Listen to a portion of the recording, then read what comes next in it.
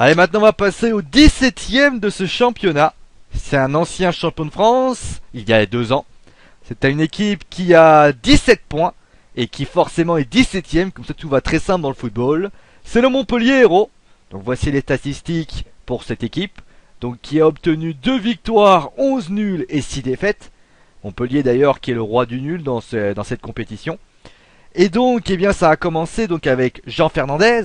Jean Fernandez qui a remplacé René Girard. Et donc, il a obtenu déjà un bon début de saison. Avec donc 7 matchs sans défaite. Avec une défaite en 9 matchs lors des 9 premières journées de ce championnat. Des victoires contre Lyon. D'ailleurs, belle victoire contre Lyon, 5 buts à 1. Et après cette victoire, justement, eh bien, Montpellier va s'écrouler. Et va faire une chute infernale qui ne s'arrêtera probablement jamais.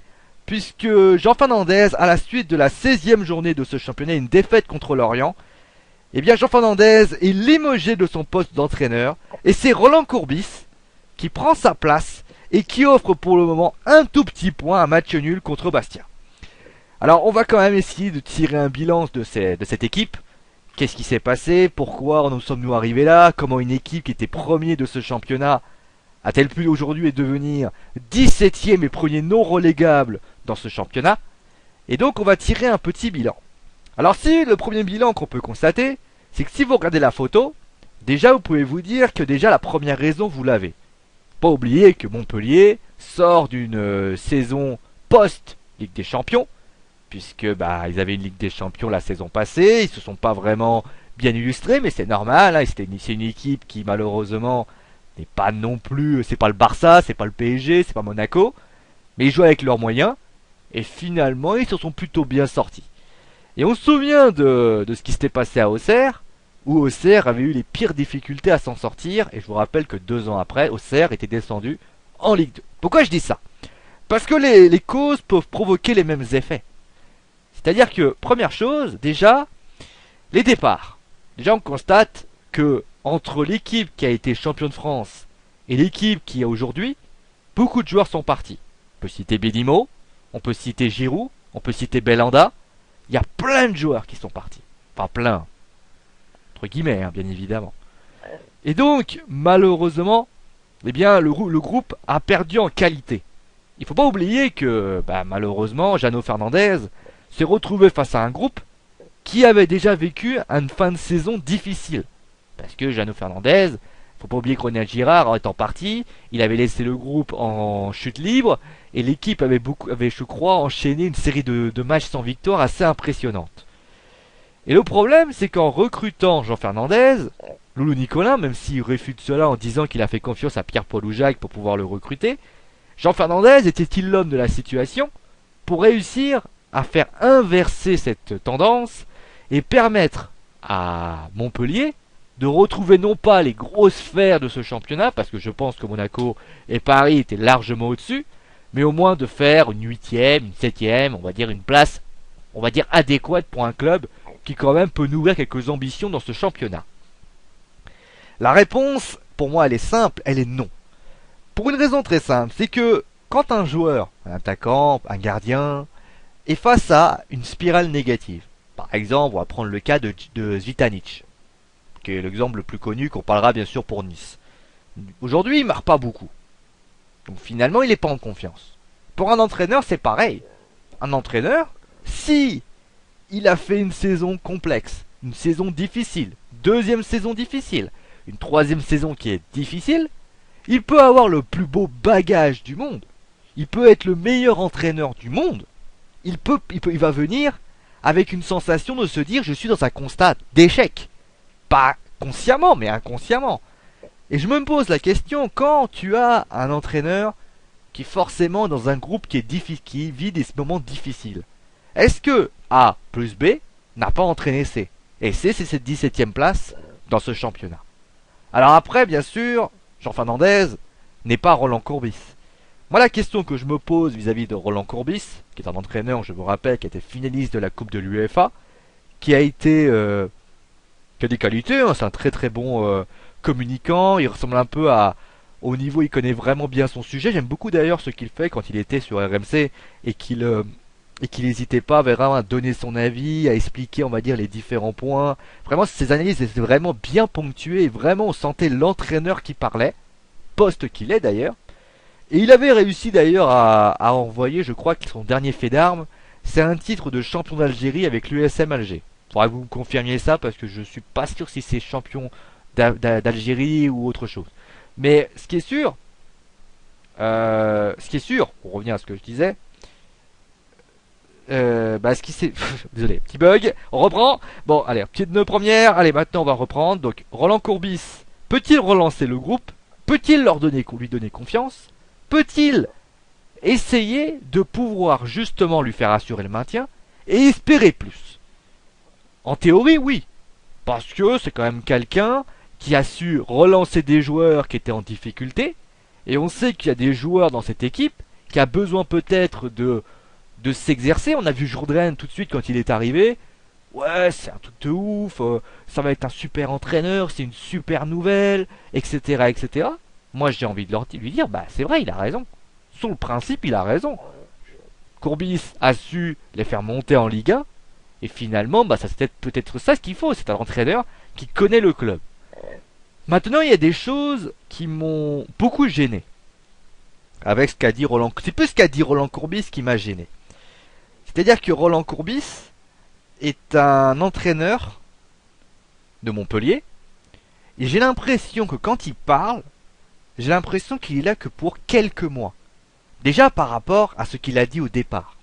Il dit, à juste titre, il dit, moi, vous savez, je t'ai pas vraiment amené à entraîner, mais on m'a proposé, donc pourquoi pas. Déjà d'une. Ensuite, deuxièmement, les discussions qu'il fait depuis qu'à chaque fois qu'il parle, il dit, moi je suis là pour aider. J'ai l'impression de voir non pas un entraîneur, mais un conseiller. Le conseiller de Loulou Nicolin. C'est-à-dire que c'est un type qui regarde et qui dit bon bah je suis là pour aider, je suis là pour conseiller, je suis là pour donner mon petit avis par-ci par-là. Et j'ai l'impression qu'il est encore dans la tête du consultant qu'il est. Et ce n'est plus le cas puisqu'il est officiellement, il n'est plus consultant RMC. Il est entraîneur de Montpellier. Alors tu me diras, oui bon allez, il est là pour 6 mois, il est là pour faire en sorte que le club se maintienne et après il va faire son truc à RMC. Je dirais ok, il a quand même signé pour 2 ans et demi. Alors après, est-ce qu'il est juste là de manière provisoire pour que Loulou trouve un autre entraîneur et après lui va partir faire ses affaires à RMC? C'est possible. Alors après, ça veut dire que les cartes n'ont pas été bien données dès le départ. Mais si c'est l'autre cas, c'est-à-dire c'est vraiment un projet à long terme, je trouve son discours très curieux. Et même très intriguant. Parce que je trouve que la première chose qu'on a à voir avec un entraîneur, ce n'est pas de... Comment on pourrait dire ça? Ce n'est pas de dire ce genre de choses, c'est plutôt d'apporter sa patte, d'essayer de... Alors dans le jeu, il a essayé un petit peu, mais de pouvoir montrer que justement, comment on va réussir à faire. Et pas juste, je vais donner un coup de main, mais je vais m'investir corps et âme. Et je me demande d'ailleurs si Roland Courbis, inconsciemment, comme pour Jean Fernandez, eh bien, ne va pas s'investir autant qu'il le ferait si jamais, par exemple, il serait au chômage pendant 6 mois. Peut-être. Bon, allez, maintenant, on va passer aux joueurs.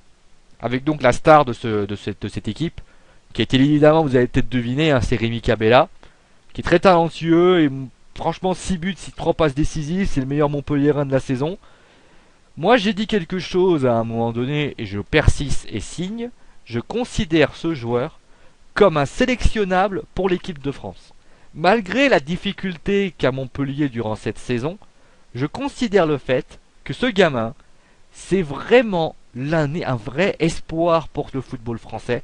Et si Didier Deschamps ne serait-ce qu'une idée, ne dit bon allez, je vais essayer de le sélectionner, je vais me dire bon allez, essaye à fond. Parce que ce mec-là peut vraiment t'apporter quelque chose en équipe de France. Il est très percutant, il est très technique, il sait très bien dribbler. Il a peut-être un petit peu ce côté un peu difficulté de pouvoir vouloir lâcher le ballon, mais ça après c'est dû à, on va dire, à sa jeunesse si vous voulez, entre guillemets. Mais il a des qualités, et justement moi j'aimerais les voir en équipe de France. Ensuite, la surprise. La surprise parce que c'est lui. Alors que Lyon, Marseille étaient dessus, finalement ils ont réussi quand même, ça c'est bien. Montpellier a réussi Alors je sais pas si c'est Courbis qui est lié à ça, mais la surprise c'est quand même lui. Mbaye Niang. Alors je sais pas si vous connaissez Mbaye Niang, c'est un joueur qui joue au Milan AC, qui d'ailleurs a eu, je crois, si vous avez peut-être une information, c'est quelqu'un qui aurait dû jouer la Ligue des Champions avec le Milan AC, et le président ou le directeur sportif avait oublié de l'inscrire dans la feuille des inscrits de la Ligue des Champions. Ce qui est assez ironique dans l'histoire. Alors, il a moins joué cette saison, mais il a déjà su s'imposer, il a su jouer contre le Barça, donc c'est un buteur. Et c'est d'ailleurs ce qui manque à Montpellier, parce que je vous rappelle que Montano, même si j'ai du respect pour lui, n'a marqué que 4 petits buts. Il y a quand même quelques problèmes offensifs du côté de Montpellier. Et je pense que Niang peut réussir à être le buteur que Montpellier a besoin pour réussir quelque chose.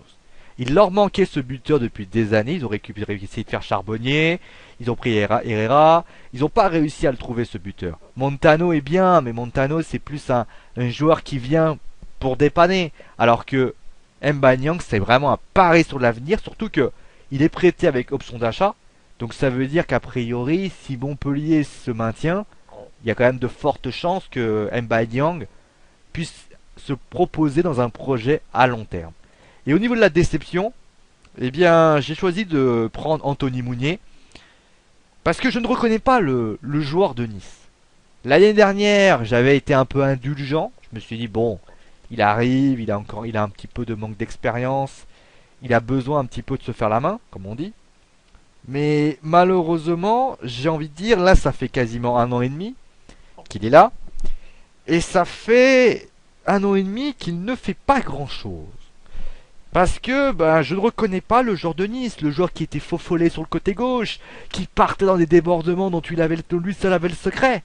Là, j'ai l'impression de voir un Mounier qui n'est pas Mounier, c'est-à-dire qui est en manque de confiance, qui a des difficultés sur son côté, qui n'apporte pas ce grain de folie. Et c'est vrai que des fois, surtout qu'on voit qu'il est capable de le faire, on a vu le match contre Bastia. Il arrive des fois à déborder sur le côté, à faire des magnifiques centres, surtout qu'il a une qualité de passe assez au-dessus de la normale, au-dessus de la moyenne. Et je pense d'ailleurs que peut-être qu'avoir un Mbaye Niang présent ici va peut-être pouvoir l'aider. Parce qu'il lui manquait peut-être un vrai buteur. Maintenant, s'il a une belle patte gauche, ça peut vraiment faire très très mal. Allez, maintenant on va passer à la compo type. Quelle est pour moi la compo type? Forcément Jourdain dans les buts. Celui d'ailleurs qui a dit que c'était le plus beau cadeau de Noël qu'ils avaient eu, Roland Courbis. On verra ça au fil de la saison, bien évidemment. Ensuite, on a Tiéné, Hilton, El Khaottari et Gébourg. Parce que moi, j'estime que c'est une belle stratégie. Tiéné assure plutôt bien sur le côté gauche. Hilton, El Khaottari, ça reste sympathique, ça reste solide. On peut bien sûr mettre Stambouli pour mettre dans l'axe également. Et Gébourg sur le côté droit. Vous avez ensuite un système à 3. Alors Cabella, je l'ai mis un peu bas, j'aurais peut-être dû le mettre beaucoup plus haut.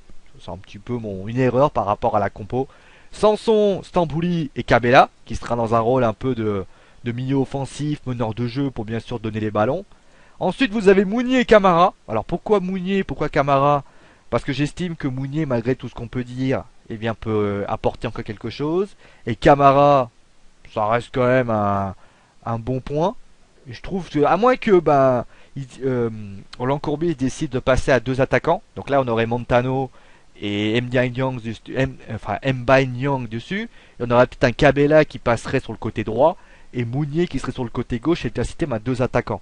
Ou alors un système en losange, je sais pas trop. Je sais pas trop comment on pourrait jouer comme ça, mais en tout cas, voici les quelques petites idées que je pourrais glisser pour Roland Courbis. Et enfin, bien sûr, Mbaye Niang, puisque c'est officiel pour ceux qui se poseraient la question. Et oui, Mbaye Niang a été prêté avec option d'achat par le Milan AC au Montpellier Hérault donc avec option d'achat, donc ça veut dire a priori, j'ai pas besoin d'avoir fait maths pour faire ça, pour comprendre ça.